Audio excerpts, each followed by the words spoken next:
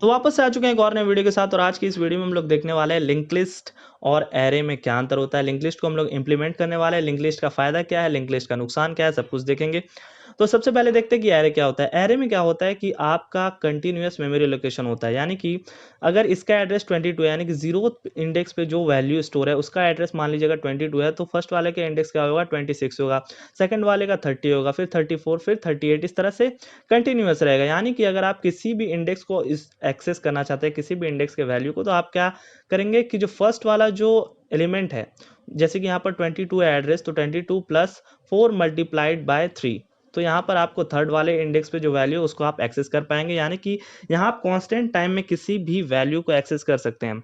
वहीं पर अगर लिंक लिस्ट की बात करें तो लिंक लिस्ट में क्या होता है कि जो भी एलिमेंट होता है उसको अपने नेक्स्ट वाले के बारे में ही पता होता है।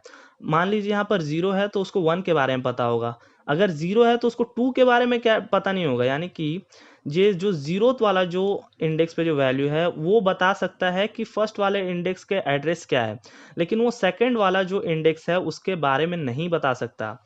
यहाँ पर 0 1 को बताएगा, 1 2 के बारे में बताएगा, 2 3 के बारे में बताएगा, 3 4 के बारे में बताएगा, अगर ये लिंक लिस्ट हुआ। चलिए उसको एक इमेज से देखते हैं।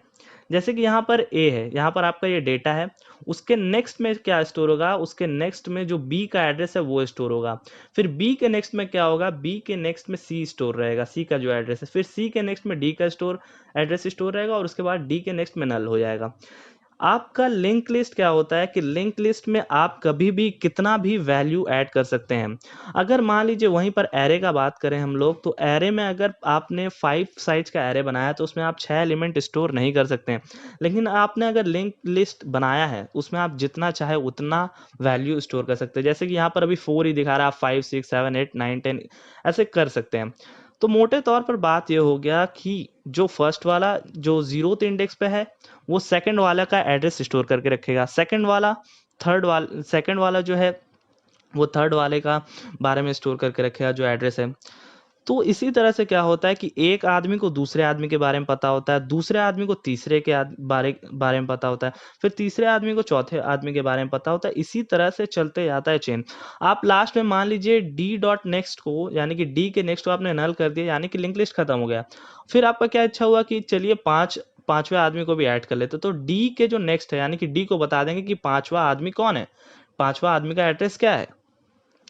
तो यही हो जाता है एरे और लिंक लिस्ट। लिंक लिस्ट में क्या फ़ायदा है कि आप बिग ऑफ वन में, यानी कि कांस्टेंट टाइम में ऐड कर सकते हैं, इंसर्ट कर सकते हैं, लेकिन एरे में आप ऐसा नहीं कर सकते। अगर आपको 6 एलिमेंट को स्टोर करना है तो आपको एक नया एरे बनाना पड़ जाएगा।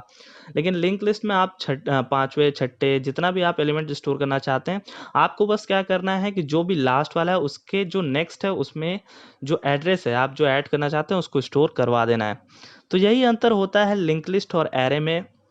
बहुत ही स्मॉल अंतर है, क्या बोलें, स्मॉल बोलें कि बिग बोलें।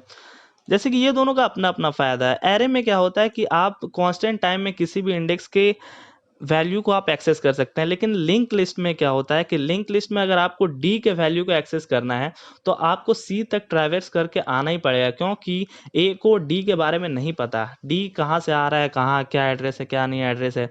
इसका इसका अगर 22 एड्रेस है तो इसका मान लीजिए 100 हो जाएगा, इसका 100 एड्रेस है तो इसका मान लीजिए कुछ 555 होगा, कुछ भी एड्रेस हो जाएगा। जब भी आप कोई एक नया लिंक लिस्ट में एलिमेंट ऐड करते हो तो उसका स्टोरेज यानी कि एड्रेस जो है वो कुछ भी हो सकता है। तो लिंक लिस्ट और एरे में आपको फ़र्क समझ में आ गया होगा। तो चलिए अब देखते हैं कि लिंक लिस्ट को हम लोग इम्प्लीमेंट किस तरह से करने वाले हैं। तो जैसे कि यहाँ पर एक मैंने क्लास बनाया है लिंक बोलकर, उसमें क्या इंट वैल्यू यानी कि इंटीजर वैल्यू स्टोर होने वाला है, और लिंक में नेक्स्ट एक वेरिएबल बनाया है जो कि लिंक टाइप का ही है, लिंक डेटा टाइप का ही है। जो आपका यहाँ पर क्लास है उसी टाइप का यहाँ पर नेक्स्ट वेरिएबल बना है। तो ये चीज़ क्या करेगा, लिंक आप कोई भी एक नया ऑब्जेक्ट बनाते हैं लिंक का, तो उसमें आप एक वैल्यू दे सकते हैं और उसमें आप नेक्स्ट बता सकते हैं कि उसका नेक्स्ट क्या होने वाला है, कि उसका नेक्स्ट वाला कौन सा एलिमेंट है। तो यहाँ पर देखते हैं, जैसे कि मैंने यहाँ पर एक ऑब्जेक्ट बनाया, एक ए बोलकर, फिर बी बोलकर, फिर सी, फिर यानी कि मैंने क्या किया कि क्लास लिंक का मैंने यहाँ पर 4 ऑब्जेक्ट बनाया है, ए बी सी डी। अब उसके बाद में हम लोग चलिए वैल्यू स्टोर करवाते हैं। जैसे ए के वैल्यू में क्या स्टोर किया मैंने 10, फिर ए को क्या कहा मैंने कि ए जो तुम्हारा नेक्स्ट वाला आदमी है उसके कान में जाके मैंने कहा, जो ए जो आदमी है, ए नाम का मान लीजिए एक आदमी है, उसके कान में जाकर कह दिया मैंने कि तुम्हारे बाद में जो आदमी है वो है बी।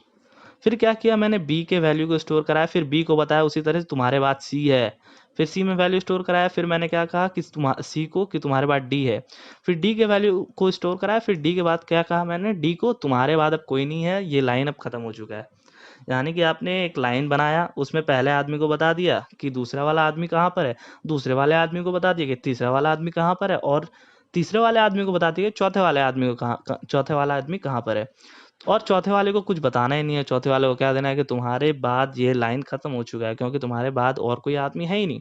तो मैंने यहाँ पर सिंपल से क्या किया कि मैंने 4 ऑब्जेक्ट बनाया, 5 6 10 जितना भी आप बनाना चाहें वो बना सकते हैं। मैंने यहाँ पर एक लिंक क्लास बनाया, सबसे पहले लिंक क्लास का 4 ऑब्जेक्ट बनाया, उसमें वैल्यू दिया और उसके नेक्स्ट वैल्यू को बताया। और लिंक लिस्ट में आपको एक चीज़ ध्यान रखना है कि जब भी कोई भी एक, जैसे कि आपने ए बनाया, यहाँ पर ए डॉट नेक्स्ट आपने अगर नल कर दिया यानी कि लिंक लिस्ट खत्म हो गया। यहाँ पर ये सब वैल्यू आपने स्टोर करवाया ही नहीं, आपने हेड डॉट नेक्स्ट कर दिया आपने, तो नल हो गया। तो यहीं पर जब आपको नल मिल जाता है तो आपका लिंक लिस्ट कंप्लीट हो जाता है। यहाँ पर एक वैल्यू क्या मैं मतलब जो फंक्शन है, मैंने यहाँ पर फंक्शन बनाया है जो कि प्रिंट करवाएगा। तो देखते हैं यहाँ पर क्या है। यहाँ पर static void print link head. Head माने कि यहाँ पर आपको बताना है कि आप कहाँ से ट्रैवर्स करना स्टार्ट करना चाहते हैं। तो यहाँ पर मैंने ए का एड्रेस दिया, तो यहाँ पर ट्रैवर्सिंग कहाँ से स्टार्ट होगा, ए से स्टार्ट होगा। ए से स्टार्ट होगा यानी कि सबसे पहले आपको 10 मिलेगा, फिर 2 मिलेगा, फिर 11, फिर 1 to 2। तो वो होगा किस तरह से, while head not is equal to null, जब तक हेड नल नहीं होता है तब क्या करो कि system dot out dot print int head dot value कर दो कि हेड का जो वैल्यू है, हेड में जो वैल्यू स्टोर है, जैसे कि सबसे पहले तो मैंने ए के एड्रेस को भेजा, तो यहाँ पर 10 सबसे पहले प्रिंट हो जाएगा। फिर क्या किया मैंने, head dot next is equal to head dot next किया है। यानी कि हेड में अगर ए का वैल्यू स्टोर है, ए का एड्रेस स्टोर है, तो वो क्या हो जाएगा कि हेड डॉट नेक्स्ट में क्या स्टोर था, यहाँ पर देखिए बी का एड्रेस स्टोर था। यहाँ पर हेड, जैसे कि अगर हेड में ए का एड्रेस स्टोर है तो ए के एड्रेस के नेक्स्ट में क्या स्टोर था, बी का एड्रेस स्टोर था। तो यहाँ पर हेड डॉट नेक्स्ट, यहाँ पर जो head is equal to head dot next करेंगे तो फिर बी का एड्रेस को रिप्रेजेंट करने लग जाएगा। फिर वो चेक करेगा कि क्या head not is equal to null है, हाँ not is equal to null है, तो फिर क्या करेगा, बी के वैल्यू को प्रिंट कराएगा। फिर head is equal to head dot next, यानी कि बी डॉट नेक्स्ट पे क्या है, बी डॉट नेक्स्ट पे सी है, तो फिर यहाँ पर हेड इज इक्वल टू सी हो जाएगा, सी का एड्रेस स्टोर हो जाएगा, फिर वो सी के वैल्यू को प्रिंट कराएगा। फिर डी के वैल्यू को प्रिंट पर आएगा और उसके बाद क्या होगा कि head is equal to D dot next क्या है, नल है, तो क्या head not is equal to null होगा, नहीं नल नहीं होगा, not is equal to null नहीं। यहाँ पर head is equal to null हो जाएगा, तो ये कंडीशन बंद हो जाएगा, मतलब ये फॉल्स हो जाएगा, तो वाइल लूप चलना बंद हो जाएगा और ये आपका फंक्शन कंप्लीट हो जाएगा। तो चलिए इसको रन करके देखते हैं कि यहाँ पर क्या दिखा रहा है। तो यहाँ पर देखिए 10 2 11 1 2 2 1 आपका यहाँ पर आ गया। अगर आप मान लीजिए ए के जगह पर आपने सी दे दिया, आपने मान लीजिए हेड के जगह पर सी दिया, तो सी के बाद से जो एलिमेंट है वो आपका यहाँ पर प्रिंट हो जाएगा, जैसे कि 11 1 2 2 1। आप ऐड करना चाहते हैं, डिलीट करना चाहते हैं, उसके ऊपर भी मैं वीडियो बनाऊंगा। तो आज के लिए बस इतना ही, मिलते हैं अगली वीडियो में, तब तक के लिए गुड बाय।